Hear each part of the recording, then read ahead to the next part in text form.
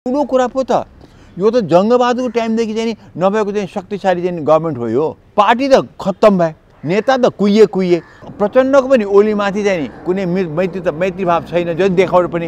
हाम्रो डेमोक्रेसी कच्चा भएको छ, नेताहरू कच्चा भयो। टीबाट कतिचोटि भनिसकेँ बाबा सुध्र तिमीहरू भनेको छु मैले। भन्छु संविधानको कच्चापन सबै सुल्झाऊ। र यो पनि म भन्छु जो त्यो संविधान जारी गर्नु अगाडि भ्याक्सिन अहिले जुन आयो यो असाध्यै माने अचम्मसँग आयो कि कहिले राम्रो कुरा सिक्नुपर्छ विदेशबाट पनि। भाइरसहरू असाध्यै चलाक छन्, चाहे इन्फ्लुएन्जा भाइरस होस् चाहे कुनै पनि भाइरस चलाक हुन्छ, म्युटेट गर्छन्, आफ्नो रूप परिवर्तन गर्छन्। एक राष्ट्रमा चाहिँ त पल्टेर चाहिँ त टोटल हिन्दू राष्ट्र खत्तम भएछ भनेर। साहब तपाईँलाई एभरेस्ट नेपालमा हार्दिक स्वागत छ। धन्यवाद छ, थ्याङ्क यू। डाक्टर साहबले मास्क चाहिँ हामी सामाजिक दूरी कायम गरे भनेर निकाल्नु भयो।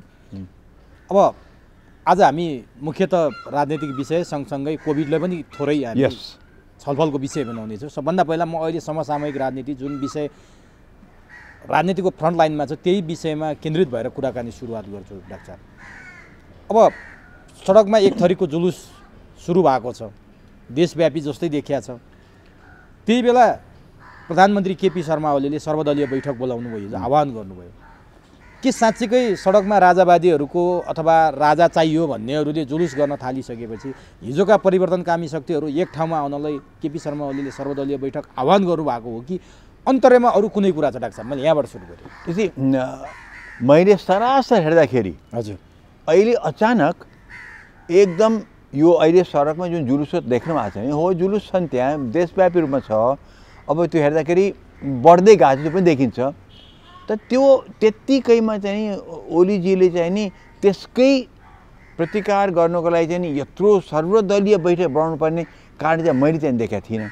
त मैले त सरासर हेर्दाखेरि त ओलीजीले आफ्नो अहिले प्रब्लम डाइभर्ट गर्नुभएको, डाइभर्ट हो यो। आफ्नो आन्तरिक प्रब्लम जुन छ कम्युनिस्ट पार्टीभित्र त्यसलाई उहाँले डाइभर्ट गर्न खोजेको सोझै कुरा।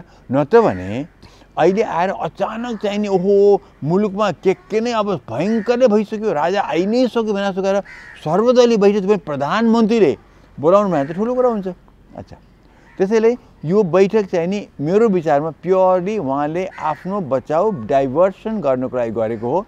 यो कुनै खास जेन्युइनली चाहिने बैठक चाहिँ यो अहिले चाहिँ होइन जस्तो लाग्छ मलाई। अब यहाँ बैठकमा उठाएको कुराहरू एक दुई कुराहरू बताउँ, भेरी इन्ट्रेस्टिङ कुरा छन्। बैठकमा चाहिँ के भन्यो भनेदेखि यो सबै इन्फा खनिए प्रधानमन्त्रीमाथि कि सबै तिम्रो सरकारले काम राम्रो नगरे हुनाले असन्तुष्ट भएर सडकमा उत्रियो। त्यो त हामीले पनि भनेकै हौँ। मान्छे आक्रोशित छन्, मान्छे रिसाएका छन् सरकारसँग मात्रै मैले त भनेको छु पुरा कम्युनिस्ट पार्टीसँग र अपोजिसन पार्टीसँग रिसाएका छन् मैले त भनेको छु, बार भनेको छु। त्यो उनीहरूले त्यतिसँग भनेको थियो। तर उनले के भन्यो भने तपाईसँग मात्रै तपाईँको गभर्मेन्टसँग मात्रै भने त्यो कुरा सत्य होइन। तपाईँ मात्रै होइन, तपाईँको पार्टीसँग पनि सबै क्रुद्ध छन्, किनभने तिमीहरूको 2/3 मतैको सरकार हो तिमीहरूको। तर जो अपोजिसनले त्यो भने नि उनले पनि बुझ्नुपर्छ कि यो विरोध त उनको अगेन्स्टमा पनि हो कि हामी त भन्दैछौँ कि सरकारले त केही गर्न सकेन, नेपाल कम्युनिस्ट पार्टी त खत्तम नै भयो 2/3 पावर लिएर पनि। तर अपोजिसन पार्टी मुख्य त कङ्ग्रेस त खत्तमै छ नि। र फेरि मधेसवादी दलहरू पनि धेरै पावरफुल नै छ उनीहरू पनि कहाँ छन् त? हामी त कहीँ उनको उपस्थिति देखिएन के। त्यसैले अनि त्यहाँ के कुरा भएको छ भनेदेखि हिजो प्रकाश शरण महतले भनेको चाहिँ नि यो व्यवस्थाको विरोधमा होइन, यो चाहिँ नि सरकारको विरोधमा हो। म त्यसमा अग्री गर्दिनँ, किनभनेदेखि यो सरकारको अगेन्स्टमा हो, कम्युनिस्ट पार्टीको अगेन्स्टमा पनि हो, अपोजिसन कङ्ग्रेसको पार्टीको अगेन्स्टमा पनि हो, अपोजिसन सबै दलहरूको अगेन्स्टमा पनि हो, प्रायः गरेर सबै दलको। तर यी सबै गरेपछि के देखिन्छ? यो त अहिलेको भएको जुन हाम्रो सिस्टम छ त्यसमाथि हो। यो मैले पहिले भनेको छु। अब सिस्टममै चाहिँ नि के कसको कारण? तिमी दलहरूको कारण, दलका नेताहरूको कारण, सबै सत्ता पक्ष र प्रतिपक्ष दुईटै पार्टीहरू, दुईटै दलका नेताहरू, सबै दलका नेताहरूमा इनको अगेन्स्टमा यो हो भनेपछि त यो त सिस्टमकै विरोधमा भयो। किनभने यो सिस्टममा के देख्यो भने 2/3 मत दिँदाखेरि पनि अगर कुनै पार्टीले गर्न सकेनन्, हामीले 3 वर्ष यसो झुलाइदे खाइ आपसी झाइ झगडामा यत्रो कोरोनाको महायुद्धमा कसै यो पार्टीका माथिल्लो तह त कसरी माने कुराकानी पनि गरेका छैनन्। त्यसलाई चाहिँ जनता राहत दिउमा त कहीँ कुरै छैन। हरेक पार्टीको मिटिङमा खालि झाइझगडा मात्रै छ। 3 वर्ष बित्यो भनेदेखि यो अल्टिमेटली सिस्टमकै विरोधमा हो। हिजो प्रकाश सर महतले भने कि यो सिस्टमको विरोध होइन, सिस्टमकै विरोध हो यो। तर सिस्टमकै विरोध भए पनि प्रमुख हिस्सेदार त सरकार चलाउने पार्टी र प्रधानमन्त्री नै हुनुहुन्छ होला नि। हो त नि। तर के भइदियो भनेदेखि प्रधान सिम्पल यो खालि एउटा मामुली अलिकति मेजोरिटी भएको सरकार भएन, यो मिलिजुली सरकार पनि होइन। यो त 2/3 नेपालमा 2/3 मत पाउनु भने त ठुलो कुरा पो त। यो त जङ्गबहादुरको टाइमदेखि चाहिँ नभएको चाहिँ शक्तिशाली चाहिँ गभर्मेन्ट हो यो भनेदेखि त्यस्तो शक्तिशाली पार्टी एउटा डेमोक्रेसीमा 2/3 को मत पाएको चाहिँ पार्टी चाहिँ जब गर्न सक्दैन केही पनि गर्न सकेन। तर नि डाक्टर साहब जस्तो यसअघिकै कुरा गरौँ, तपाईँले भने जस्तो यसअघि मिलिजुली सरकार हुन्थे, एउटैको बहुमत हुन्थेन, त्यसकारण सरकारले काम गर्न सकेन भनेर हामी पन्छिने ठाउँ थियो। त्यही त। त्योभन्दा अगाडि राजा थिए, राजाले काम गर्न दिएनन् अनि हामी काम गर्न सकेनौँ भनेर पन्छिने ठाउँ थियो। कम्युनिस्टको सरकार हुँदा काङ्ग्रेसले गर्न दिएन, काङ्ग्रेसको हुँदा कम्युनिस्टले गर्न दिएन भन्ने ठाउँ थियो। तर आज त काङ्ग्रेसले गर्न दिएन भन्ने ठाउँ त छैन नि, निरीह छ काङ्ग्रेस, जसको गणितीय हिसाबले पनि उपस्थिति शून्य छ भने सरकारले अब कसको थाप्लोमा कसको टाउकोमा हालिदिने हो त मैले काम गर्न सक्दैन। आफ्नै टाउको आफ्नै पार्टी आफ्नै टाउको आफै नेताहरूको उनले त अब आफै नै दोष दिनुपर्ने भइसक्यो। यहाँ त जनताले त दोष दिइसके, जनताले त छर्लङ्गै देखाइसके चाहिँ नि तिमीहरू माने अब हामी त के भयो, हामी निराश भयौँ। जनता माने डेमोक्रेसीमा मेजोरिटी रुल हो, मेजोरिटी रुल मात्रै हो। पार्लिमेन्टमा अलिकति मेजोरिटी पाउने मान्छे रुल गर्ने हो, त्यति सोझो कुरा छ। यहाँ त 2/3 को दिएको छ बाबा, त्यही पनि 3 वर्ष बित्यो, 5 वर्षमा के पनि भएन, जनताले के पनि पाएनन् भन्दै अनिखेरि जनताले के भयो, पार्टी त खत्तम भयो, नेता त कुहिए पार्टी सत्ता पक्ष पनि प्रतिपक्ष पनि, तर सिस्टम नै हामीलाई यो फापेन कि भन्ने कुरा त आयो। अब नि डाक्टर साहब जस्तो केपी शर्मा ओलीले 2/3 निकटको मत प्राप्त गरिसकेपछि, 2/3 निकट सांसदहरू भइसकेपछि त्यो सत्तारूढ दलको, तर केपी शर्मा ओलीले जसरी काम गर्नु पर्थ्यो उहाँकै पार्टीभित्रका विपक्षीहरूले काम गर्न नदिएपछि आज केपी शर्मा ओलीको हालत यो भएको। कोभिडको बारेमा छलफल गर्न खोज्यो, लेनदेन खान्ते पिन्तेका कुरा गर्ने प्रचण्ड नेपालले, अथवा समृद्धिको कुरा गर्न थाल्यो, पार्टीभित्रबाटै अप्ठ्यारो बनाइदिने, बरु प्रमुख प्रतिपक्ष किङ कर्तव्य विमूढ भएको छ। त्यसकारण प्रचण्ड र नेपालकै कारण केपीले काम गर्न नसके भन्ने कुरा पनि छ नि, यो कतिको महत्त्वपूर्ण कुरा। ओलीले भने के हो नि, ओलीले त अस्ति त्यो उनले जुन प्रचण्डको चाहिँ आरोप पत्रमाथि त उनले जवाब दिए त्यही भने तपाईँले सत्य कुरा हो नि होइन, त्यो त सत्य हो, सत्य कुरा हो कि चाहिँ उनीहरूले पनि काम गर्न नदिया हो। तर साथसाथै ओलीले पनि अलिकति उनलाई पनि कदर इज्जत गरेर अगाडि बढ्न सक्नु पर्थ्यो। कमसेकम तपाईँहरू पनि प्रधानमन्त्री भइसकेका मान्छे हो, म पनि अहिले हाल प्रधानमन्त्री म हुँ, भूतपूर्व तपाईँहरू हो भनेर प्रधानमन्त्री टु एक्स प्रधानमन्त्री कुरा त राम्रोसँग गर्नुपर्छ नि। ओलीले विश्वास जित्न सकेनन्, उनीहरूले विश्वास दिन सकेनन् हो। उनले पनि उनलाई चाहिँ साथमा लिएर मैत्री भाव अगाडि बढ्न सकेनन्। उनले त जानी उनलाई चाहिँ खेदो खनेकै हो, किनभनेदेखि उनको त प्रचण्डको पनि ओलीमाथि चाहिँ नि कुनै मैत्री भाव छैन, जति देखाउनु पनि। माधव नेपालको पनि छैन, हेर्नुहोस्, वामदेवको पनि छैन, कसैको पनि छैन नि त। यो त एमाले भित्रको पुरानो झाइ झगडा अहिले उजागर भयो, माओवादी र एमालेको पनि झाइ झगडा अहिले उजागर भएको हो। त्यसरी ओली एउटा प्रतीक भने सबै खनिनको लागि र ग्याङ अप भएका छन्, अहिले सोझै कुरा।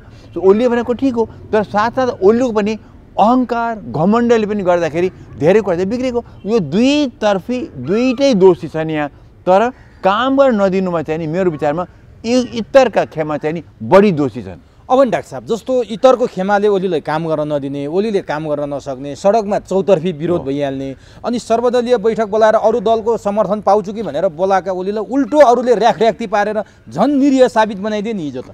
त्यो त ओलीलाई बोलाएको थियो, के ओली जस्तो पोलिटिसियन त्यो नबुझा होला, ओली जस्तो पोलिटिसियन नबुझा होला कि आज मैले त्यहाँ सर्वदलीय बोलाएको छु, यिनीहरूले मलाई नै राखी पर्ने नबुझा होला त्यो कुरा। मलाई थाहा, मै बुझ्छु, मै भन्न सक्छु बाबा, मै भन्नु छ भनेदेखि ओलीले त्यो सबै बुझिकन बोलाएको छ।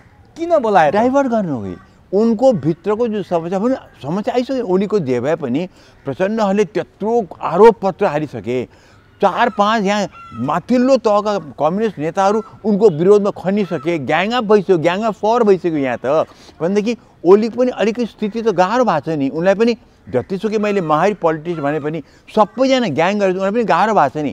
अब यो सेन्ट्रल कमिटी लग्ने भनेको छ, कहिले स्थायी कमिटी कहाँ लग्ने भन्छन्, अब महासमिति पुऱ्याउने भन्छन्। त्यो उनीलाई पनि त डर त भइसक्यो नि। अब डाइभर्ट त गर्नु पऱ्यो। अब डाइभर्ट गर्नु के भने अब नेपालमा धेरै ठुलो सङ्कट आउन आँट्यो, सङ्कटकाल नै अब आउन आँट्यो भनेदेखि मेरो पनि सुरक्षा बढाऊ देखाउनु त पऱ्यो जनतालाई। सर्वदलीय मैले बोलाएको छु किनभने यति ठुलो सङ्कट आइसक्यो। अस्तिसम्म त सङ्कट देखाएको थिएन। आखिर त यो जुन जुलुसहरू निस्किया छ नि अहिले मात्र होइन, जुलुस निस्किया त 1-2 महिनादेखि निस्किरहेका छन्, त्यहाँ केही भएन। अहिले अचानक यो कम्युनिस्ट पार्टीको समस्या निस्किने बित्तिकै सर्वदलीय बोलाउनु पऱ्यो, हिजोबाट चाहिँ ओलीजीको सुरक्षा बढाउनु पऱ्यो भनेदेखि यो सबै एउटा सङ्केत देखाइ के राखेको छ भनेदेखि कतै अब देशमा ठुलो सङ्कट आइपर्न आँट्यो, सङ्कटकाल लगाउनु पो सकिने हो कि या गाउनु पर्ने हो कि भनेर जनताले त्यतापट्टि पनि सोध्छन् कि भन्ने चाहिँ नि तपाईँ बुझ्नुहुन्न। कतै सङ्कटकाल लगाउने त यो कुरा होइन, यो भनेपछि सङ्कटकाल लगाउने भन्ने बित्तिकै त पार्लियामेन्ट त सस्पेन्ड भइहाल्छ अनि सर्वराज्य हुन्छ। यहाँ हेर्नुहोस्, ए ओलीको त्यो तयारी हो। अब कतै त्यो त्यस्तो त होइन भन्ने शङ्का त आयो नि मलाई त शङ्का आयो। किनभनेदेखि जति उनको अहिले सुरक्षा बढाउनु पर्ने कारणमध्ये आफ्नै दलको नेताहरूबाट त उनीहरूले त्यही सुरक्षा खोजाइन। अब हो सडकमा जुन देखिया छ, सडकबाट जुन उठेको छ त्यतिसम्मलाई त सेनाले एफपिएफले पनि कन्ट्रोल गर्न सक्छ। त्यो कुनै ठुलो त्यो 62-63को उम्ल्या पनि होइन, 46को उम्ल्या पनि होइन। यो पकेटमा चाहिँ झन्डा थुप्रो हल्लाए चाहिँ नि राजाको लागि भनेर उठ्या छैन। तर यहाँ पनि इम्पोर्टेन्ट भेरी इन्ट्रेस्टिङ कुरा चाहिँ एउटा मैले के देखेँ भने राजावादीहरूको पनि जुन दल भनेको छ नि भन्दाखेरि राजावादी भनिएको छ, तर त्यहाँ प्रशस्त मात्रामा चाहिँ नि म त भन्छु कि 75-80% चाहिँ नि त्यहाँ सरकारसँग क्रुद्ध भएका, कम्युनिस्टलाई भोट हालेका पनि, काङ्ग्रेसलाई भोट हालेका पनि मान्छे त्यहाँ छन्। भनेपछि यो व्यवस्थाप्रति असन्तुष्ट होइन, सरकारप्रति असन्तुष्ट, सरकार र दलहरूप्रति, सरकार र दलहरू नेताहरू मात्रै होइन, सबै पार्टी पक्ष र प्रतिपक्षका जति पार्टीहरू छन्, चाहे त्यो राप्रपाले भनौँ न, चाहे त्यो काङ्ग्रेसै भनौँ न, यी सबैले के गरे त अहिलेसम्म? प्रतिपक्षले केही त गरेन नि। त्यस क्रुद्ध काङ्ग्रेसमा भोट हालेका पनि आफ्नै काङ्ग्रेस पार्टी त क्रुद्ध छन्, कम्युनिस्ट र समर्थक पनि आफ्नै पार्टी क्रुद्ध छन्। हेर्नुहोस् अहिले कि उनीलाई थाहा छ नि हाम्रो सिस्टम नै खतम हुन आँट्यो भने तपाईँ त्यो यिनी पनि त्यहाँ मिसिएका छन्। हेर्नुहोस् अब कुरा आयो सिस्टम सोच्दा म पनि क्रुद्ध छु नि अहिले, म पनि भन्छु भित्र मेरो खालि क्रुद्धताको सल्युसन कहाँ छ भने म यो डेमोक्रेसी भित्रैबाट सुल्झाउ भने म सडकको विचार चाहिँ नि बाहिरबाट सुल्झाउने। तर यहाँ भेरी इन्ट्रेस्टिङ कुरा हिजो मैले सुने आखिरमा यहाँ त के छ भने नारा त राजा आऊ देश बचाऊ, राजा ल्याऊ पो भन्न थाल्यो। अब राजा ल्याऊ देश बचाऊ, ओके। त त्यहाँ नारा त त्यो मतलब के भने राजा, अनि फेरि हिजो मैले के सुन्यो भने त्यहाँ त्यही ग्रुपकै त्यो दलहरूकै त्यो निस्किया ग्रुपबाट के भनिरहेछ भनेदेखि हामीले यो सिस्टमभित्रै चाहिँ नि राजालाई पनि स्पेस देऊ र हिन्दुत्वलाई पनि स्पेस देऊ भनेर भने अब यहाँ कुरा अलिक मिलेन। किनभनेदेखि राजा आऊ देश बचाऊ भने त त्यो राजाले त सक्रिय राजतन्त्र भएर त बचाउने हो। राजा यो सिस्टममा बसेर प्रेसिडेन्ट जस्तो भएर बसेर त काम लागेन। अघि वीरेन्द्र पनि त 46 सालपछि त एक प्रकार त संवैधानिक राजतन्त्र भएर बस्यो। वीरेन्द्रले संवैधानिक भएर बसेकै हो नि त। त्यो संवैधानिक राजतन्त्र के पनि गर्न सक्दैन। त्यसैले अघि हुनु त आखिर त्यो राजाले त प्रधानमन्त्रीले भने अनुसार चल्नुपर्ने हुन्छ, प्रेसिडेन्ट जस्तै हो त्यो। त्यसैले एकातिर राजा आऊ देश बचाऊ भन्ने, त्यसको मतलब राजा सक्रिय हो भने अवश्य त्यही हो नारा त।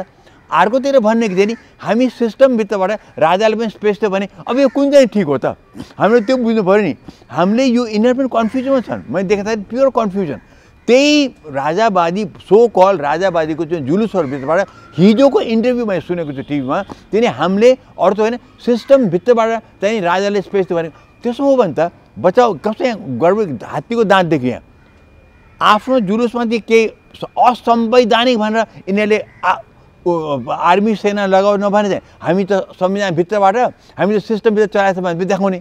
अर्कोतिर चाहिँ नि हाम्रो यो सबै हामी खत्तम भयो, हामी चाहिन्न, हामी बाहिरबाट चाहिँ अब राजा ल्याउनु खोजेको छ। अब कुन चाहिँ हो त यो जुलुसको? तर उद्देश्य के हो त? तर कतिपयले के पनि भन्नुभएको छ मैसँगको अन्तर्वार्तामा भने हामीलाई अरू केही पनि चाहियो होइन, यो 72 सालको बाहिरबाट आयातित संविधान खारेज हुनुपर्छ, 47 सालको संविधान पुनर्स्थापित हुनुपर्छ। किन हुनुपर्छ भने यो 72 सालको संविधान मृत आत्माले बनाएको संविधान हो। राजतन्त्र मृत आत्मा होइन, राज संस्था मृत आत्मा होइन।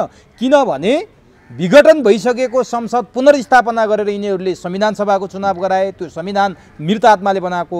अब 47को संविधान पुनर्स्थापित हुनुपर्छ, संवैधानिक राजतन्त्र हुनुपर्छ, अनि बल्ल यो मुलुकले सुरक्षा पाउँछ, सुरक्षाको प्रत्यावृत्ति हुन्छ, विदेशी कूटनीतिज्ञहरूसँग राम्रो सम्बन्ध हुन्छ। होइन भने देश सक्यो, सिक्किमीकरणको बाटोमा गयो भन्छन् त डाक्टर। अच्छा, यो तपाईँ भने यो कसैको चाहिँ विश्लेषण हो त्यो, तर मैले शुद्ध रूपमा प्रष्ट रूपमा संविधान जारी भए यता मैले धेरै इन्टरभ्यूहरू दिएको छु।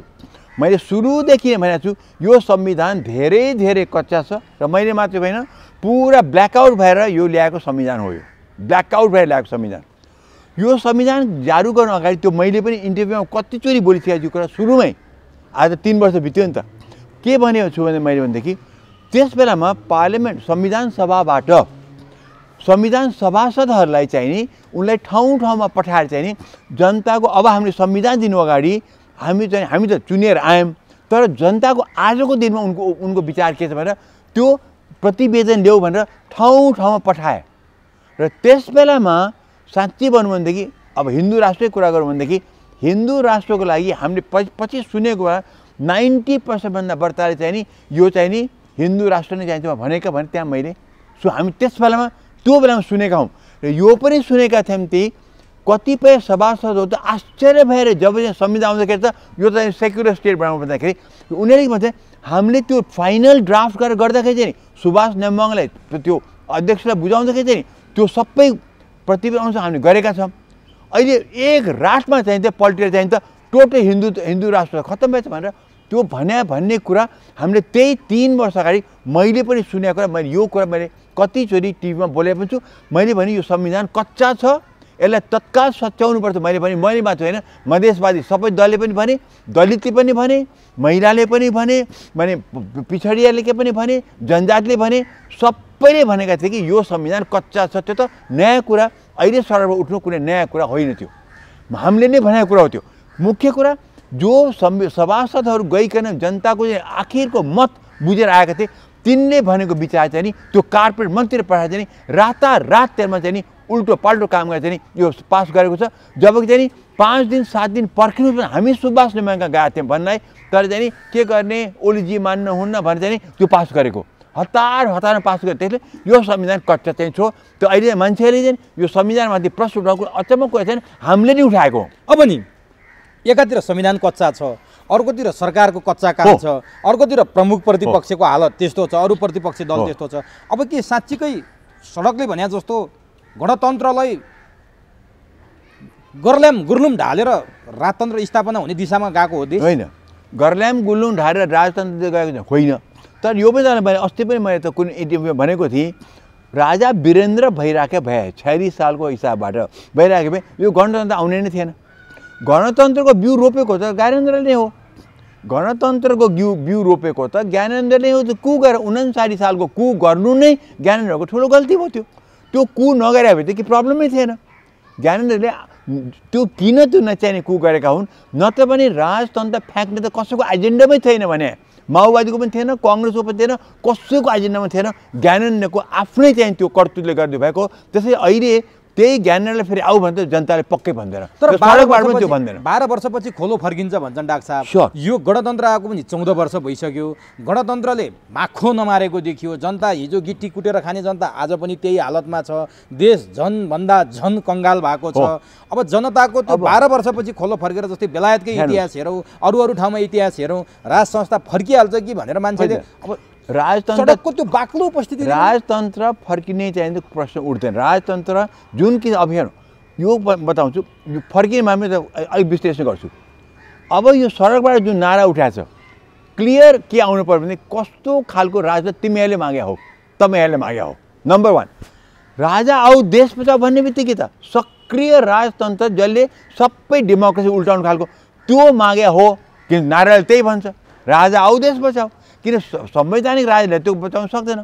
तर अर्कोतिर फेरि नेताहरू त्यहाँ माथिल्लो तहका नेताहरू के भन्छ भनेदेखि हामीले त राजालाई चाहिँ स्पेस दियो भने, मतलब हामीलाई संवैधानिक राजतन्त्रमा राजालाई स्पेस त भनेको भनेपछि त्यो संवैधानिक राजाले त फेरि अहिलेको दलका कर्तृत्व त सुल्झाउन सक्दैन। त्यो त इलेक्सनमा मात्र सुल्झाउन सक्छ भनेदेखि उनीहरू पनि प्रष्ट हुन्।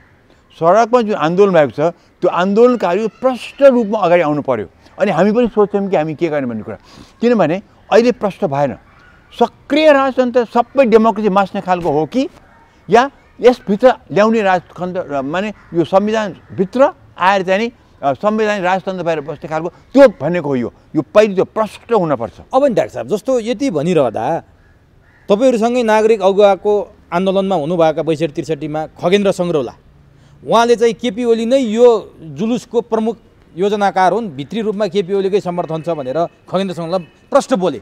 सँगसँगै नेकपा भित्रै पनि जनार्दन शर्माले सरकारले राजावादीहरूको आन्दोलनमा कठोर नीति लिन सकेन, सरकारकै पो सहयोग छ कि भनेर प्रश्न बोले जनार्दन शर्मा। काङ्ग्रेसले केपी ओलीकै कारण गणतन्त्र खतरामा छ भनेर आन्दोलनै थालिसकेको छ 29 गते। त्यो आरोप केपी ओलीमाथि स्वयं लाग्न थालिसक्यो। केपी ओलीले यही विषयमा सर्वदलीय बैठक बोलाइसके। अब कसलाई बुझ्ने, राज संस्था राजावादीहरूको विरुद्ध एकजुट हौ भनेर केपी ओलीले सर्वदलीय बैठकमा भन्छन्, उनैमाथि चाहिँ राजतन्त्र ल्याउन थाल्यो भनेर त्यसरी आरोप लागिरहेछ। अब के हो वास्तवमा? केपी ओलीको सुरक्षा थ्रेट बढ्यो भनेर सुरक्षाकर्मी बढाइएको छ, यो के हो? यो गन्जागोल भयो। तपाईँले बुझिहाल्नुभयो नि, कुनै पनि अहिले त अस्थिरता अहिले छाएको छ एक प्रकारले चाहिँ पोलिटिकल स्थिरता पनि, तर कम्युनिस्ट पार्टीभित्र अस्थिरता पनि भइरहेको छ। त्यसमा एक प्रचण्ड ओलीको विरोधमा, माधव नेपाल ओलीको विरोधमा, ओली यिनको विरोधमा, कङ्ग्रेस कम्युनिस्ट पार्टीको विरोधमा भन्दाखेरि यो त सबैको विरोधमा देखिन्छ। ओके, अब एउटा ग्रुपले सडकमा उत्रियो, अब हरेकले आफ्नो फाइदा लिनु खोज्छ, त्यसलाई हत्या बनाउनु खोज्छ।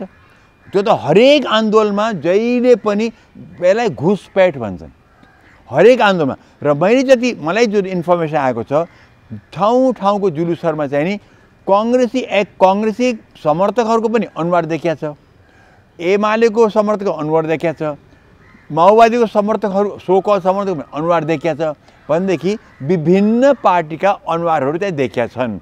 अब भन्ने बित्तिकै काङ्ग्रेसले आफ्नो भएको अनुहार देख्दैन, उसले कम्युनिस्ट पार्टीको अनुहार देख्छ भन्छ कि यो त यसको ऊ हो, कम्युनिस्ट पार्टी उसको अनुहार देख्छ र आफ्नो विरोधी जुन छन् उनको उपरमा खनिने यो ठाउँ भएको छ। जुलुस एउटाले गर्छ त त्यहाँ घुटप्यास हुन्छ। त्यसरी चाहिँ जहिले पनि मान्छेले यस्ता हामीले त धेरै भोग्यौँ। 46 सालदेखि मैले देखाएको, 36 साल देखाएको छु म।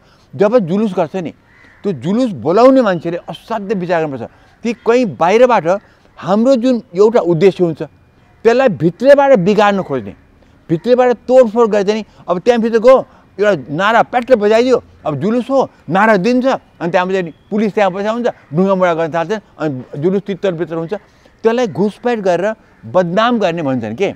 यहाँ त बदनाम होइन, यहाँ त एक खेमाले हेरिरहेछ यो उसको अनुहार त्यहाँ देख्यो भने उसको खिलाफमा उसको अनुहार त्यहाँ देख्यो। सो विरोधीहरूले यो खेलबाड गर्ने ठाउँ पनि पाएका छन्। ओके, त्यसैले उसलाई दोष लाउँछ, उनलाई दोष लाउँछन्, यो भएको कारण त्यो।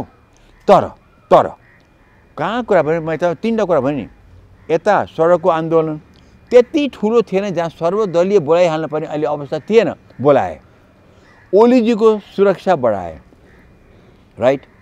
र यो दुईटा कुरा देख्ने बित्तिकै भने त्यो त्यत्रो त्यो सर्वदलीय बोलाउने बित्तिकै त देशमा के नहुन आँट्यो भन्ने पऱ्यो नि, त्यो त थिएन। हेर्नुहोस्, त्यो त मैले हेरेको थिएन, पटक्कै थिएन। र साथसाथै सुरक्षा बढाउनु खतरा चाहिँ आयो, किनभने अहिले ओलीमाथि त्यस्तो प्रहार गरिहाल्नु पर्ने म केही पनि देख्दिनँ। तर ओलीकै पार्टीको मुख्यालय रहेको धुम्बाराईमा ओली बैठकमा सहभागी नभएकै दिन पनि अस्तिको स्थायी कमिटी बैठकमा त्यहाँका घरका छतमा पुलिसहरू राखे, सुरक्षाकर्मी राखे, कुकुरलाई चेक गरे। योभन्दा अगाडि कहिले पनि गरेका थिएनन् जहाँ केपी ओली उपस्थितै थिएनन्। भनेपछि यसले के एक प्रकारको डर त्रास पैदा गर्न सरकार नै लाग्यो हो? यसले चाहिँ नि सङ्केत र कता आउँछ भनेदेखि चाहिँ नि कतै सङ्कट, अब मुलुक सङ्कटग्रस्त छ। कोरोनाको त छँदै थियो, तर कोरोनामा त अहिले चाहिँ नि कुनै किसिमको चाहिँ नि पोलिटिकल केही गर्दा पर्दैन। तर यहाँ अहिले यो सबै कुरा खास गरी सडकमा उत्रेकोलाई चाहिँ नि बहाना बनाएर भन्छु, किनभने त्यति ठुलो अहिले केही भएको छैन सडकमा। हो, नाराबाजी भएको छ, जुलुस आज डेमोक्रेसीमा गर्न पनि पाइन्छ। खालि म त के भन्छु भने कोरोनाको चाहिँ विचार गरेर मात्रै जुलुस गर्दाखेरि चाहिँ मास्क पनि लगाउनु, दूरी गर्नु, त्यो सबै गर्नु, तर गर्न पाइन्छ। तर त्यति चर्को भएको थिएन। यहाँ यसले चर्को भने सबैले चर्को बनाइरहेका छन्। तर अब त्यसमा सरकारले एकातिर सरकारको चाहना हो सङ्कटकाल लाउने हो भनेदेखि त सरकारले यहाँ कति चलखेल गरेको छ। होइन अरूहरूले चाहिँ यसलाई उठाएर उनीहरूले खतम पार्न खोज्या हो भने त्यो जुलुसलाई माध्यम बनाएर ओलीमाथि खन्न खोज्या हो भनेदेखि त त्यसले ओलीलाई झन् बल दियो। सो सबै कोणमा हेर्दाखेरि यो सडकमा जुन उत्रेको अहिले कुरा छ यसमा भित्रबाट धेरै कुरा हुनुहुन्छ। यो सिम्पली नसोच्नु होला कि राजावादी अब सक्रिय राजतन्त्रको लागि हो कि संविधान त्यो एकदम क्लियर भएको छ, त्यो क्लियर हुनु पर्यो। तर यो जुलुसहरूमा चाहिँ यो जुलुसले धेरै फाइदा विभिन्न खेमालाई गरेको छ, एकले अर्को आरोप लगाउनुको लागि। र यसबारे चाहिँ नि यिनीहरू एक बस्न खोजिराखेका छन् एकले अर्को आरोप लगाएर। र हुनसक्छ कि यो कुरा बढ्दै गयो र ओलीले झन्झन खतरा देख्यो भने कतै उसले सङ्कटकाल त लाउन सक्दैन। र मैले हेर्दाखेरि चाहिँ म त्यो सङ्केत कतै यो ओलीको सुरक्षा बढाएको देख्दाखेरि मलाई त्यो लाग्यो कि अहिले अब विप्लव समूहले अहिले ओलीलाई हान्ने समस्या छैन। एकजना शिक्षक मारेको त विप्लव समूहले जिम्मा लिइसक्यो, अब सङ्केत त्यहाँ त्यस्तो खतरा देखिरहेको छ भने चारैतिरबाट अशान्तिको ज्वालाहरू बल्न थाल्यो हो। अशान्ति त डेफिनेट अशान्ति भएको छ, अशान्ति नभए त हुँदै होइन, अशान्ति त भएकै हो, यसमा कुनै डाउटै छैन। तर यो अशान्तिको फाइदा उठाएर विप्लवहरूले पनि मान्छे नै मार्न थाले, त्यो पनि विभत्स हत्या गर्न थाले, जघन्य हत्या गर्न थाले, हात पछाडि लगेर घाँटी रेट्ने भने चाहिँ यो त उयो टिपिकल पुरानो उग्र माओवादीको चाहिँ नि कुरा आइसक्यो। तर यसबारे चाहिँ प्रचण्डलाई सबै थाहा छ, यसको बारेमा बादललाई सबै थाहा छ, बाबुराम भट्टराईलाई सबै थाहा छ, सबैलाई थाहा छ यो कुरा यो कसरी हुन्छ भन्ने कुरा। त्यस्तै अब यिनीहरू त मेन स्ट्रिममा छन्, यिनीहरूले पनि गर्नु पऱ्यो नि त्यसलाई रोक्नको लागि त, रोकथामको लागि पनि हेल्प गर्नु पऱ्यो नि त। अब नि डाक्टर साहब यति भइरहँदा हिजोको सर्वदलीय बैठकमा राष्ट्रिय प्रजातन्त्र पार्टीका प्रतिनिधिहरूले त संवैधानिक राजतन्त्र राज संस्था स्थापना गर्नुपर्छ भनेर एजेन्डै राखेछन्। त्यहाँ त्यत्रो एजेन्डा राख्ने हिम्मत भइसक्यो अब सर्वदलीय बैठकमा। कमल थापाले यो मेरो एजेन्डा अब संवैधानिक राजतन्त्र स्थापना हुनुपर्छ भनेर आन्दोलनमा उनले समर्थन गरिसके। राप्रपा उत्कृष्ट संविधान भन्ने राप्रपा नै हो, यो 72 को संविधानलाई ऊ नै अब राज संस्था स्थापना गर्नुपर्छ भनेर लागिसक्यो। हिजोको सर्वदलीय बैठकमा त उसले यो एजेन्डा नै राख्यो, सबै बोल्नै सकेनन्। त्यसपछि भने केपी ओलीमाथि एउटा आरोप लाग्थ्यो नि 62-63 को आन्दोलन बेला नेपालमा गणतन्त्र आउनु भनेको बैलगाडा चढेर अमेरिका जानु जस्तै हो भन्ने व्यक्ति नै आज प्रधानमन्त्री हुनुहुन्छ। कहीँ कतै उहाँकै समर्थन छ कि भन्ने त आशंका त पैदा भयो नि त डाक्टर साहब। अब मैले तपाईँलाई पहिले सुरुमै भने नि कुनै पनि दलको गणतन्त्र वाज नट द एजेन्डा।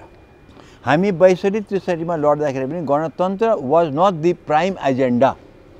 त्यो एजेन्डा तब आयो जब चाहिने वीरेन्द्रको हत्या भएपछि, जब ज्ञानेन्द्र आएर जब सत्ता आफ्नो हातमा पुरा लिए तब चाहिँ त्यो धेरै त्यो आधारमा भएको।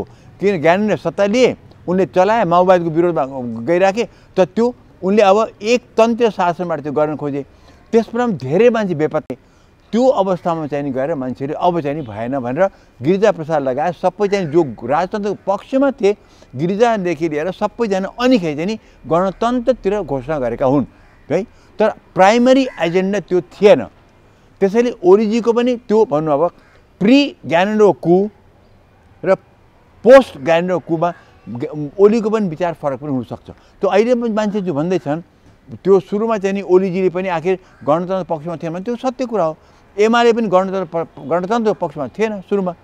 अहिले आएर जुन कुरा उठेको छ अब 2-3 कुरा। नम्बर 1 यो सर्वदलीय बैठकको औचित्य, नम्बर 2 सङ्कटकाल लगाउन खोज्या हो कि, नम्बर 3 सडकबाट उठ्ने चाहिँ नि यो सक्रिय राजतन्त्र खोज्या हो कि संवैधानिक भित्रको राजतन्त्र खोज्या हो, संविधानभित्र राजतन्त्र, त्यो पनि हामीले प्रश्न हुनु पर्यो। नम्बर 4 अब यो दलहरूले अगाडि बढ्दाखेरि चाहिँ यो डेमोक्रेसीलाई बचाउन खोज्ने हो कि होइन दलहरूले, त्यो अब हामीले प्रश्न गरिदिनु पर्यो। अब निकास के हो त डाक्टर साहब? सडकमा त्यो आइसक्यो, सरकार निकम्मा जस्तो भइसक्यो, प्रमुख प्रतिपक्ष बेखबर छ, सारातिर यस्तो छ, सडक अर्कैले ढाकिसक्यो। अब यसको निकास के हो? सडकमा आइसक्यो नभन्नु, त्यो मात्र त आइसक्यो ओला भनेर त्यो होइन। सडकमा आएका छन्। तपाईँको सुदूरपश्चिमदेखि प्रधानमन्त्रीकै गृह जिल्ला झापामा हेर्नुहोस् त त्यो प्रदर्शन। अब शत्रुले कहिले पनि कमजोर आग्न त भएन नि डाक्टर साहब। सडकमा आएका छन् भन्नुहोस् न, आएका छन् न, डेमोक्रेसी हो, आउन पाइन्छ। तर त्यो अवस्था होइन। हामीले जहिले पनि सडक हेर्दाखेरि विचार गर्नुपर्छ यो सडकको चाहिँ नि कुन खालको भन्नुपर्छ कि त्यो राम्रोसँग विश्लेषण गर्नुपर्छ। र मैले भने तपाईँलाई त्यहाँभित्र अहिले अनेक अनुहार देखिसकेका छन्, त्यो त सबैले भनिसके। प्रष्ट रूपमा को कहाँ थियो गएर मलाई पनि खबर त आइरहेको छ कि। तर हो डेफिनेटली सरकारसँग क्रुद्ध, पोलिटिकल पार्टीहरूसँग क्रुद्ध, नेताहरूसँग क्रुद्ध र नेचुरली म जस्तो मान्छे पनि सिस्टमसम्म क्रुद्ध। तर म चाहिँ नि सिस्टमभित्र हाम्रो यो डेमोक्रेसीभित्रबाट सिस्टम चेन्ज गरेर भन्ने। अब यो जुलुसको नारा हेर्दाखेरि चाहिँ सक्रिय राजतन्त्र ल्याएर चाहिँ डेमोक्रेसी खत्तम गर्ने भन्ने कुरा अब त्यो चाहिँ नि हामी प्रश्न गरौँ। किनभने डेमोक्रेसी खत्तम गर्न खोज्यो भनेदेखि यहाँ मान्छे आम नागरिकको मनमा एउटा कुरा हुन्छ, होइन डेमोक्रेसी भित्रबाट चाहिँ राजतन्त्र ल्याउनु खोज्यो भनेदेखि मान्छेको मन अलि मत्थर हुन्छ। त्यसले यो क्लियर हुनु पर्यो कि चाहिँ यो कस्तो खालको हो, यो नाराको चाहिँ नि क्लियरनेस। मैले भन्न खोजेँ नि डाक्टर साहब, जस्तो सरकारले गैर जिम्मेवारी पनि देखाइराख्ने, नागरिकहरू आक्रोशित भइराख्ने, क्रुद्ध भइराख्ने हो भनेपछि त बरु पुरानै माया ठिक भनेर मान्छे फर्के भने त यिनीहरूलाई खतरा भयो अथवा प्रजातन्त्रलाई खतरा हुने बेलैमा सम्बोधन गरिएन भने जहिले पनि फर्किन सक्छ नि त। आखिरमा त मलाई थाहा छ जहिले पनि त मैले डेमोक्रेसी 7 सालको आयो डेमोक्रेसी, 17 सालमा गएकै हो, त्यहाँबाट 46 सालमा आएको, 39 मा गएको, त्यो त फर्किन्छ।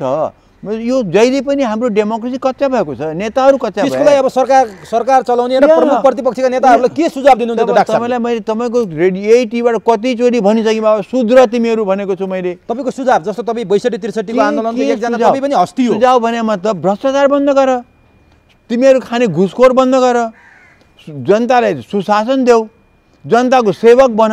यो त कतिचोटि तपाईँको चाहिँ टिभीबाट भनिसक्यो, कति भन्ने सडकको आन्दोलन त त्यसै निस्कियो। हामी यति त भनिसकेमा हो। अनि मैले यो पनि भनेको छु कि नि अहिले आम नागरिक चाहिँ नि डेमोक्रेसी गुमाउन चाहिँ चाहँदैन। ऊ भन्छ कि हो म जस्तो भन्छौँ कि नि डेमोक्रेसी भित्रबाट तिमी यसलाई सुल्झाऊ। संविधान कच्चा छ भनेदेखि तिमीलाई 2 त्यागेको मत छ, तिमी संविधान सुल्झाऊ। म त यो भन्छु संविधानको कच्चापन सबै सुल्झाऊ। र यो पनि म भन्छु जो त्यो संविधान जारी गर्नु अगाडि तिम्रै सभासद ठाउँ ठाउँमा गएर चाहिँ नि जे ल्याएका थिए त्यसलाई संविधानमा के चाहिँ नि चेन्ज गर्नुपर्ने छ, के हाल्नुपर्ने छ, त्यो अहिले पनि कहीँ न कहीँ त्यो कागजपत्र हुनुपर्छ। आखिर यो त अफिसियल कुरा थियो, त्यो फेरि निकाल, त्यो निकालेर संविधानमा चाहिँ नि जे सुझाव गर्नु छ माने चेन्ज गर्नु गर। संविधान कच्चा छ, त्यो संविधान तिमी चेन्ज गर्नु भनेदेखि यही संविधानमा चलायो भनेदेखि हो त्यो सडकको आन्दोलन झन् चर्किन सक्छ, यो पक्का कुरा हो। तर सडकले पनि के भनेको छ भने संविधान कच्चा छ। तपाईँ भनिहाल्नुभयो 46 को संविधान ल्याऊ भने मात्रै यो कच्चा छ, हामी पनि त्यही भन्दैछौँ। तर 2 त्यागी सरकारले संविधान चेन्ज गर्न त ओलीजीले मधेसी दलहरूलाई लिखितमा दिएको कुरा त केही भएन भनेदेखि यिनीहरू गरेन। म त भन्छु एक स्टेप अगाडि जाऊ। त्यो जो प्रतिवेदन आएका त्यो सभासदहरूबाट 8-10 टोली गएका थिए, ती टोलीले ल्याएको जुन कुरा छ त्यहाँ पनि त्यो पनि अब हेर कि जनताको त्यो पनि माग थियो भनेर म भन्छु। त्यसैले सुझाव दिने हो भनेदेखि सबभन्दा पहिले संविधानमा भएको कच्चापन सबै सुल्झाऊ र जनताको अन्तिम टाइमको जारी गर्नु अगाडि भन्दा अन्तिम टाइमको चाहिँ नि सुझावहरू समेत इन्क्लुडिङ मधेसको, इन्क्लुडिङ दलितको, इन्क्लुडिङ जनजातिको, इन्क्लुडिङ चाहिँ नि महिलाको, इन्क्लुडिङ चाहिँ नि अपाङ्गहरूको सबैको चाहिँ नि सुल्झाउ। त्यो सुल्झाउ नम्बर 1। त्यो गर्ने बित्तिकै चाहिँ नि अनि हाम्रो सिस्टम जुन छ त्यो बस्नमा अलिक दिगोपना आउँछ। अहिले कच्चा संविधान भएपछि दिगोपना आउँदैन अनि डेमोक्रेसी खतरामा जो यो संविधानले गर्दाखेरि डेमोक्रेसी खतरामा जान्छ भने त यो संविधान त हामीलाई चाहिएन नि त। यति गरेपछि डेमोक्रेसी अलिक सुरक्षित हुन्छ। त्यो संविधान सच्याउनै पर्छ बा 2 त्यागको अहिले मतमा सच्याउनै पर्छ। त्यसपछि सडकको माग पनि सम्बोधन हुन्छ, धेरै कुरा सम्बोधन हुन्छ। अब त्यो सच्याउँदाखेरि अगाडि बढ्दाखेरि चाहिँ अब सडकबाट उठेको नारा जुन छन् त्यसमा त्यो समेत सच्याउँदाखेरि त्यो नारा कतै हाल्न सकिन्छ कि त्यो पनि विचार गर। आखिर यो त जनताकै आवाज हो। सडकमा तपाईँले भन्नुभयो सानो नभन्नु देशव्यापी छ भने हो देशव्यापी छ। त्यसमै सबभन्दा हाम्रो पोइन्ट भयो जाने हो भनेदेखि अहिले हामीले फर्स्ट पोइन्टमा जाने गएर संविधान सच्याउ र जनताको आवाज जुन पेस गर्ने अगाडि संविधान जारी गर्ने अगाडि जे आवाज थियो त्यो सभासदको प्रतिवेदन चाहिँ सुझाव जुन आएको थियो त्यो निकाल, त्यो पेपर निकालेर त्यहाँ धोका भएको छ हामीलाई, खास गरिकन त्यस बेलाको अध्यक्षबाट। ओके। नम्बर 2 त्यो गर्ने बित्तिकै त्यसमा अहिलेको सडकको नारा पनि मधेसको पनि जनजातिको पनि दलितको पनि सबैको जे चाहिँ गुनासो थियो त्यस बेलाको टाइममा त्यो कति अब समेट्न सकिन्छ अहिले गरिहाल्नु। 2 त्यागको मत छ हामीसँग, त्यो पनि गरौँ। त्यो गरेपछि त धेरै अहिले सन्तोष हुन्छ। अहिले सरकारको कुरा नगरौँ, अहिले हामीले त्यो बेस जग जुन छ नि जगकै कुरा गरौँ। जगलाई अलिकति बलियो पार्न सकियो भनेदेखि अनिखेरि आएर अनिखेरि चाहिँ नि अनिखेरि यो दलहरूले जसले हामीलाई बदमासी पहिला हाम्रो डेमोक्रेसी सिक्योर गरौँ, संविधानलाई सिक्योर गरौँ, त्यसपछि यी फटा दलहरूलाई, फटा नेताहरूलाई अनिखेरि एक एक गरेर चुनी चाहिँ यिनीलाई चाहिँ हराउँदै जाउँ। त्यो समाधान हो। यो भयो भने धेरै समाधान हुन्छ। तर साथसाथमा यी नेताहरूले पनि जनताको सेवक बनिदिउन्, जनतालाई सुशासन दिउन्, भ्रष्टाचार बन्द गरून्। बाबा जुनबाट खाइरहने मरिहाल्छु बाबु, तिमीहरू पनि किन खाइरहन्छौ काम नका यसरी नखाऊ न। र मुख्य कुरा यो झाइ झगडा ज्ञान गर्ने कुरा छोड, जनतालाई चाहिँ नि सधैँ झगडा कुरा नदेखाऊ। यति यो चाहिँ नि मामुली कुरा भयो। मेन कुरा चाहिँ नि अहिले सडकमा उठेको कुरा चाहिँ नि संविधानमा संशोधन गर्ने कुरा अब उठाऊ र चाहिँ नि सबैलाई मिल्ने गरी अगाडि बढ। त्यो चाहिँ हतारमा संविधान अब अलिकति सच्याउ। अब डाक्टर साहब यो राजनीतिक विषय भयो, राजनीतिक विषयले पनि देश बिरामी छ। अब अर्को विश्वव्यापी बिरामी भएको कोरोना कहरमा पनि अलिकति छलफल गरौँ, किनभने डाक्टर साहबसँग धेरै विषयमा छलफल गरियो। सायद सुरुवातीको दिनको होस्, चाहे उत्कर्षमा पुगेको दिनको होस्, चाहे हरेक विषयमा कोरोनाको विषयमा कुरा गर्यो। अब विश्वलाई नै एक प्रकारको उत्साही हुने अवस्था कोरोनाको विषयमा भएको छ, जसले भ्याक्सिनको चाहिँ उत्पादनमा लागे, भ्याक्सिनको चाहिँ निर्माणमा लागे। संसारभरि नै सुखद कुरा आएको छ, कोरोना विरुद्ध भ्याक्सिन तयार भइसक्यो। बेलायतले त सुरुवातै गरिसक्यो, 90 वर्षीय महिलाबाट हिजो बेलायतमा भ्याक्सिन सुरु भइसक्यो। धेरै देशहरू भ्याक्सिनको अन्तिम चरणमा छन् र अब भ्याक्सिनले सुखद कुरा ल्याएको छ विश्वभर। नेपालमा पनि भ्याक्सिनको कुराले सुखद कुरा ल्याएको छ।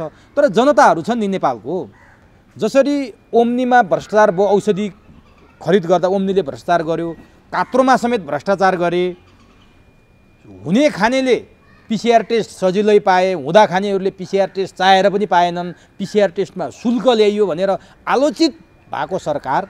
अब जनताहरू भ्याक्सिन आउँदा खुसी त छन्, तर त्यही अवस्था दोहोरिन्छ कि भ्याक्सिन आएपछि पनि हुने खानेले पाउने हुन्, सोर्स फोर्सका भनसुनका आधारमा पाउने हुन् भनेर नेपालमा भ्याक्सिनले त्यति ठुलो उत्साह ल्याएको देखिएन। के साँच्चीकै भ्याक्सिन पनि पिसिआर जस्तै हुने अवस्था हुन्छ कि के हुन्छ डाक्टर साहब? नेपालमा आयो भने पहिले भ्याक्सिनको बारेमा के बताइदिहाल्नु। भ्याक्सिन अहिले जुन आयो यो असाध्यै माने अचम्मसँग आयो। किनभनेदेखि जुन कुरा 6 वर्षभन्दा बढी लाग्नु पर्थ्यो 6 महिनामा यो पृथ्वीले गर्यो। यो पृथ्वीका सुखद हो। यो पृथ्वीका चाहिँ नि यो विकसित मुलुकहरू जहाँ साइन्स बलियो थियो उनीहरूले गर्न सके। देशकाल परिस्थिति भने जुन हामी भन्छौँ नि, यो त पृथ्वीकै परिस्थिति हेरेर चाहिँ नि 6 महिनामा भ्याक्सिन ल्याए हेर्नुहोस्। यो कहिले नसुनेको कुरा, तर परिस्थिति त्यही थियो, डिमान्ड त्यही थियो, आवश्यकता त्यही थियो, गर्न सकिँदो रहेछ भनेदेखि यो भ्याक्सिन आउनु चाहिँ नि अद्भुत कुरा भएको छ। सबै साइन्टिस्टहरूले यसमा हामीले बधाई नै दिनुपर्छ। यो ठुलो कुरा भएको छ र जुन मुलुकले पैसा खनाएर गरे उनलाई हामीले बधाई दिनुपर्छ। अब यो भ्याक्सिन अनेक किसिमका भ्याक्सिनहरू छन्, विभिन्न प्रकारबाट तयार हुने भ्याक्सिनहरू छन्। कुनै धेरै महँगो पनि छन्, कुनै अलिक सस्तो पनि छन्। र मैले हेर्दाखेरि अमेरिकाको भ्याक्सिन असाध्यै महँगो पनि हुन्छ, युरोप पनि महँगो हुन्छ। र अहिले रसियाको, चाइनाको, चाइनाको इन्डियाको यी तीनटा चाहिँ मुलुकको चाहिँ हामीलाई सायद मोर उपयुक्त हुन्छ, किन अलिक सस्तो पनि पर्छ। फेरि यिनीहरूमा अलिक हाम्रो प्रति अलिक माया पनि छ, प्रेम पनि छ, हामी मित्र पनि हौँ। हाम्रो दुईवटा इन्डिया र चाहिँ नि चाइना त एकदम आफ्नो छिमेक र मित्र पनि भयङ्कर मित्रहरू। यिनले हामीलाई कतिपय अनुदान पनि दिन सक्छन् र बेचे पनि हामीलाई उनले पर्याप्त दिन पनि सक्छन्। अहिले युरोप र अमेरिकाले हामीलाई दिन सक्छन्, किनभने त्यहाँ त करोडौँ रुपियाँ डलर खर्च गरिकन पहिले नै बुकिङ नै भइसक्यो त्यो कम्पनीहरूमा। हामी त अहिले बुकिङ नै गरेर, मैले आजभन्दा कमसे 3 महिना अगाडि भनेको थिएँ बुकिङ गर है, बुकिङ गर। मैले भनेको थिएँ, तपाईँहरूको मिडियामा भनेको थिएँ बुकिङ गर भने चुप लाएर बसेँ, केही गरेन। हेर्नु बुकिङ त गर्नु पर्थ्यो, गरेनन्। जे भए पनि अब आएको छ। अब हामीले हेरेपछि के भनेदेखि पहिलाको तपाईँले भन्नुभयो, मलाई पनि त्यही डर छ। यहाँ ठेक्का पट्टा दिएर भयङ्कर भ्रष्टाचार। हेर्नु यो त अरबौँको कुरा आउँछ। यहाँ अरब अनुदान अलिकति छोड्नुहोस्, हामी जहिलेमा भिख मङ्गा त होइन, हामीले किन्न त पर्छ। सो हामी यहाँ त अरबौँको पिपिई किने जस्तो होइन। यो त त्यो किट, टेस्टिङ किट जस्तो होइन, पिसिआर मात्रै होइन, यो त अरबौँको कुरा छ। यहाँ त रियाल कति काट्यो होला, यहाँ कति पार्टी र कति नेताहरूले रियाल काटेर बसेको खान पाइन्छ भनेर। त्यसैले यो डर भयङ्कर छ कि चाहिँ नि हामीलाई चाहिँ नि या त हुनसक्छ आखिर मुलुक संसारको स्थिति हो, हामीले यहाँ पनि भ्रष्टाचार भयङ्कर हुन चाहिँ सक्छ। कस्तो भ्रष्टाचार? पैसाको मात्रै होइन, मोरल। मतलब उसलाई दिनु परेमा मैले मेरो परिवारलाई दिने, उसलाई दिनु परेमा मेरो पार्टीलाई दिने, बुझ्नु भएन? त्यो बुढाले दिनुपर्ने ठाउँमा मेम्बर बच्चाले दिने। सोसल भ्रष्टाचार, मोरल भ्रष्टाचार, पावरको दुरुपयोग, पैसाबाट उत्पन्न हुने भ्रष्टाचार, सबैको सामाजिक भ्रष्टाचार, यी सबै यहाँ म त यो होला भन्ने मलाई पुरा माने शङ्का मात्र होइन, म त विश्वसनीय छु कि जानी यो हुन्छ नेपालमा, त्यही नहोस् भनेर आज नै जनता सतर्क हुनुपर्छ। तर नि डाक्टर साहबले एकदमै मर्मस्पर्शी र चिन्ताजनक कुरो ल्याउनु भयो। यो विषयमा सरकारको कुनै तयारी देखिँदैन। अब कुनै खोप छन् 70 डिग्री सेन्टिग्रेड भन्दा बढी चिस्यानमा राख्नुपर्ने, त्यो पनि सरकारले तयारी गरेर देखिँदैन। कहाँबाट ल्याउने हो अहिलेसम्म थाहा छैन। विश्वका धेरैले त्यो प्रक्रिया अगाडि बढाइसके। यहाँको सरकारले ल्याउने भन्छ, तर पैसा हालेर होइन, पैसा पनि कहाँबाट जम्मा गर्ने त्यो पैसा खोज्दैछ बल्ल। अनुदानमा ल्याउने पनि कहाँबाट ल्याउने त्यो आफै बेखबर छ। स्वास्थ्य मन्त्रालयले यो बारेमा कुनै नीति बनाएको छैन। फास्ट ट्र्याकबाट ल्याउने भनेर कानुन मात्रै संशोधन भएको छ। खोइ त कसले ल्याउनु, इनिसिएसन कसले लिनुपर्ने, को अगाडि आएर गर्नुपर्ने? प्रवक्ताले बोलेर हुने हो कि स्वास्थ्य मन्त्री बोलेर हुने हो कि मन्त्रालयको कुनै तयारी छैन भनेपछि डाक्टर साहबको सुझाव के छ? गर्नु पर्थ्यो के? यो त पुरा क्याबिनेट लाग्नु पर्थ्यो। खोइ त कम्युनिस्ट पार्टीको यो चाहिँ 2 तिहाईको चाहिँ नेताहरू, यो माधव नेपाल, झलनाथ खनाल, वामदेव, प्रचण्ड, यति बेला केपीसँग लड्ने होइन नि, खोपको लागि तयारी गर्नु पर्थ्यो। यो पो कुरा पहिले त बचाउ गर्न कुरा गर्नु पर्थ्यो, पछि त खोपको कुरा गर्नु पर्थ्यो। खोइ त कुरा गरेका नथिङ। अब मन्त्रालयले भर्खर गर्दै कमिटी बनाएको छ, ल्यायो भने कसरी भण्डार गर्ने, कसरी बाँड्ने, कसरी वितरण गर्ने, ल्याउने चाहिँ कहाँबाट ल्याउने त्यो क्लियर भएको छैन अहिलेसम्म। क्लियर अब त ल्याउनु पर्यो, हामीलाई त तत्काल चाहियो। अब बेलायतले दिइसक्यो, चाइनाले दिइसक्यो, आफ्नो मान्छेले, रसियाले दिइसक्यो, इन्डियाले सुरु गरिसक्यो भने हामी कहाँ खोपै आएको छैन। होइन, हामी कहाँ त त्यो सोच पनि खोपै आएको छैन। अब हामी सधैँ चाहिँ नि भिखमा, हामी केही भिखारी हौँ, सधैँ गरेर बस्ने, कसले मलाई हालिदिएला मुख हो, अलिकति स्याम्पल देला नि तपाईँलाई, हामीले पनि डक्टरले स्याम्पल दियो, अलिकति स्याम्पल त देलान्, 1 लाख 2 लाख देलान्, तर हामीले किन्नु त पऱ्यो नि। हाम्रो त के छ भने 15 वर्षभन्दा मुनि, 12 वर्षभन्दा मुनि, 12 या 15 वर्ष भने धेरै दिनु पर्दैन, तर बाँकीमा त दिनुपर्छ। फ्रन्टलाइन वर्करलाई त एभ्री वानलाई दिनुपर्छ, डक्टर नर्स मात्रै होइन, एम्बुलेन्स ड्राइभर, त्यो भैँ पुस्ने मान्छे, हस्पिटलमा काम गर्ने मान्छे, खाना पकाउने मान्छे, दीर्घरोगी भनौँ, सुरक्षा दिने पुलिसहरू, एपिएफका मान्छे, आर्मीका मान्छेहरू सबैलाई दिनुपर्छ। स्वाब कलेक्ट दिनु पऱ्यो, पनि यो त सबै हस्पिटलभित्रका सबैलाई दिनु पऱ्यो, वृद्धहरूलाई दिनु पऱ्यो। यो तह गरेर सबभन्दा पहिले लड्नेहरूलाई, त्यसपछि चाहिँ नि वृद्धहरूलाई, त्यसपछि दीर्घरोगीहरूलाई, त्यसपछि अनि अन्यलाई चाहिँ नि हेरिकन दिनुपर्छ। यहाँ त उल्टो के हुन्छ भने, अब न म शक्तिशाली छु, मेरो सब परिवारलाई खुसुक्क ल्याएर रातभरमा दिइदिने, त्यो डरलाग्दो अवस्था छ। यो त डेफिनेटली हुन्छ, नभए छाड्दैन। त्यो हो भनेदेखि त्यसलाई त झुन्डाउनै पर्छ, किनभने यो जनतासँग खेलबाड त्यस्तो गरेको देखियो भनेदेखि ती नेता हुन् कि मन्त्री हुन्, त्यस्तो थाहा पाएर चाहिँ प्रुफ भयो भने झुन्डाउनै पर्छ त्यसलाई, किनभनेदेखि त्यो भने जनता ठुलो क्रिमिनल अपराध हो। त्यो क्रिमिनल, किनभने एउटा मान्छेको ज्यान लिन चाहिँ तिमी आफ्नो चाहिँ मान्छे बचाएर त्यो गर्न पाइन्न, धैर्य गर्नुपर्छ। तर नि डाक्टर साहब, जस्तो मैले भनिहालेँ, तपाईँले पनि भनिहाल्नुभयो, बेलायतमा त खोप सुरु भइसक्यो, सबै ठाउँ भइसक्यो। हामी कहाँ त कहाँबाट ल्याउने, किनेर ल्याउने कि अनुदान ल्याउने, किनेर ल्याउने भने पैसा कहाँबाट जुगाड गर्ने भन्नेमै अझैसम्म सरकार बेखबर छ भने कसरी हुन्छ डाक्टर साहब? अब सरकारले अनुदानलाई पर्खिनु हुँदैन, अनुदान आउँदै गर्छ, पैसा अब भ्रष्टाचार रोक न, भ्रष्टाचारमा त पैसा प्रशस्त गइरहेको छ, भ्रष्टाचार रोक, त्यो पैसा हामी कोरोना किनेमा लगाऊ। हामी नेपाल टाट पल्टेर त छैन अहिलेसम्म, हामीसँग केही न केही पैसा छ, जे छ किन न। अनि अरूले पनि किनेपछि त मान्छेले स्याम्पल पनि दिन्छन्। पहिले पनि हामी सानो हुँदाखेरि चाहिँ नि दुकानमा किन्न गयो भने फोसा भनेर दिन्थे, हामी के किन्यो भने फोसा भनेर चट्ट दिन्थे कि यति पुस्तकारी किन्यौँ, यति पुस्तकारी हालिदिन्थे नि। तर अब यहाँ कुरा आउँछ भ्याक्सिनको बारेमा तपाईँलाई बताइदिन्छु यति कुरा। तपाईँ जुन 70 डिग्री सेन्टिग्रेड 70को कुरा गरौँ भने त्यो -70 हो, त्यो हामीलाई सम्भव छैन। त्यो फाइजरको भ्याक्सिन, फाइजरको सम्भव छैन।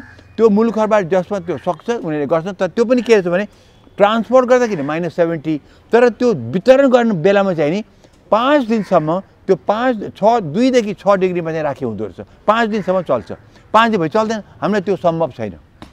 त्यो अर्को चाहिँ जुन आउँछ फाइजरतिरको, फाइजर होइन, अर्को जुन जर्मनीवाला छ त्यो पनि अलिकति चाहिँ त्यो अलिक गाह्रो त होला, अलिक महँगो चाहिँ पर्छ। तर रसियाको, चाइनाको, इन्डियाको चाहिँ नि हामीलाई सस्तो पनि पर्छ। यिनीहरूको चाहिँ त्यो भण्डारण गर्ने क्षमता धेरै सहिलो छ, हाम्रो लागि सहिलो छ के, धेरै सहिलो छ। तर भ्याक्सिन विभिन्न खालका छन्, कोही 95% अहिले भनिएको छ ल्याबोरेटरीले, कसैले 75% भनेको छ।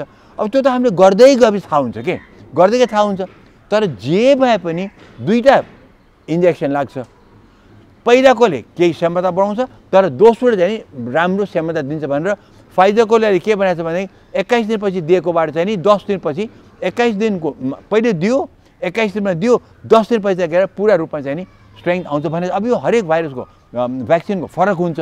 तर हामीले चाहिँ नि सोच्नुपर्छ के, नम्बर 1 मेरो भ्याक्सिनले मेरो तपाईँलाई दिएँ भनेदेखि कतिसम्म चल्छ त्यो भ्याक्सिन।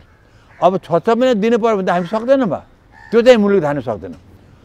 1 वर्ष चल्छ भनेदेखि राम्रै हो, 2 वर्ष पनि झन् हाम्रो त्यो हेर्नुपर्छ। नम्बर 2 सस्तो कति हुन्छ, नम्बर 3 भण्डारण हामी कसरी गर्न सक्छौँ।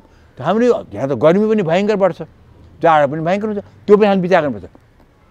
अब यसले कति साँच्चीकै प्रोटेक्सन दिन्छ, प्रोटेक्सन कति दिन्छ साँच्चै। अब ल्याबोरेटरी त 95 भन्छ, तर हाम्रो यहाँको त हाम्रो यस्तै ग्रुप छ, हामी यहाँ त अनेक हाम्रो आर्य ग्रुप पनि छन्, मङ्गोल ग्रुप पनि छन्, अनेक ग्रुप छ।